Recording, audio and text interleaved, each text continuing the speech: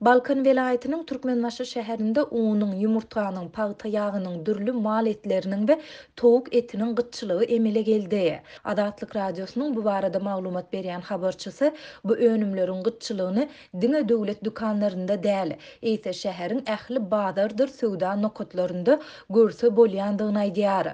Onuň maglumatyna görä yerli ýaşaýjylar hepdäniň başyndan bäri dowam edýän bu gytçylygy ýurdun garaşsyzlyk taryhynda görülüp eşidilmedik gahatçylyk häsiýetlendirýärler. Bazarlarda we et dükanlarynyň öňünde ulan owatlar emele geldi. Her ele diňe ýarym kilo et satylýar. Et ýerden sagy 8-de satylyp gutarýar we şondan soň tapdyrmaýar. Ýumurtka umuman ýok. Deyip efirde atlandırılmasızlığını soran yerli yaşayıcı 14. sentyabrda habarçymyza gurrun berdi. Bu gytçylyk şäheriň bazarlarynda gazak unynyň bahasynın tas 2 esse ýokarlanmagyna hem getirdi. Häzirki wagtda gazak unynyň bir haltasy ýagny 50 kilogramy 1500 manada gymmatlady.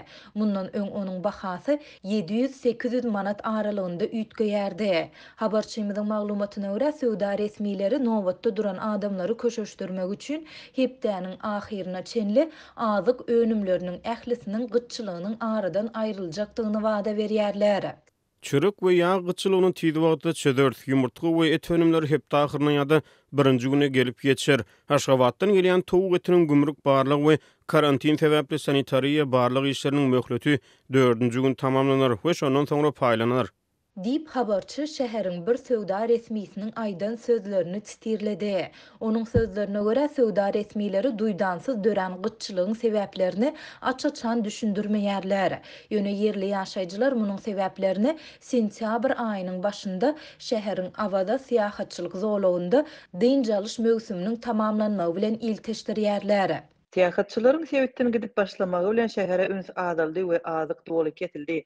Balkan welaýaty owukyjylyk sebäti bolmanlygy sebäpli azyk meselesinde beýleki welaýatlere garaşly bolmagynda galýar.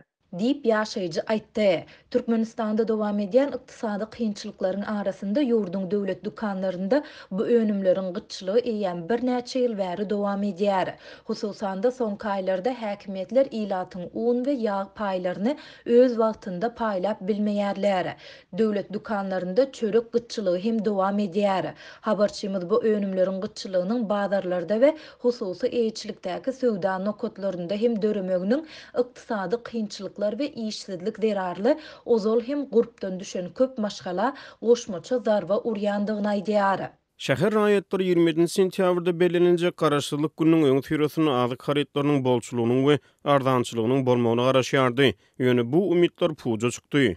Dip başga bir ýaşaýjy anonimlik şertinde aýtdy. Bellesek türkmen häkimetleri ýurtda bellenilýän uly bayramçylyklaryň ýa-da möhüm çäreleriň öňü sirasynda adatça bazarlarda emeli azyk bolçulugyny we ardançylygyny döredýärler. Ýöne bu emeli azyk bolçulugy we ardançylygy bir näçe gün dowam edýär we bayramçylygyň ideýany aradan aýrylýar. Bu aralykda habarçymyz garaşsyzlyk bayramynyň golaýlamagy bilen hepdäniň başyndan bäri bankomatlara bir köp nagt pulun salınıp başlanandygyny hem habar berýär.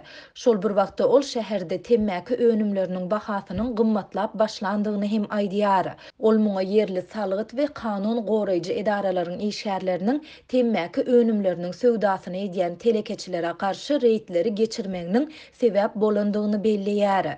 Bu reýtlerde Russiýadan bir kanun getirilendigi aýdylýan temmäki önümleriniň üstü açyldy diýip ýagdaýdan habarly çeşmämiz aýtdy.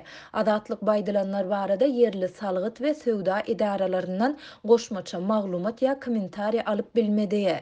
Türkmenistan şu ýyl garaşsyzlygynyň 31 ýyllygyny öz ýakyn taryhyndaky 3-nji lideriň ýolbaşçylygynda bayram edýär.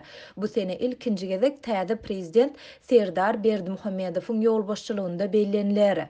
Bu ýyl häkimetler tarapyndan aýratyn ähmiýet berilýändigi aýdylýan garaşsyzlyk bayramy ýurtda ykdysady krizisiň, işsizligiň, azyk gytçylygynyň we gymmatçylygynyň dowam edýän wagtynda bellenilýär.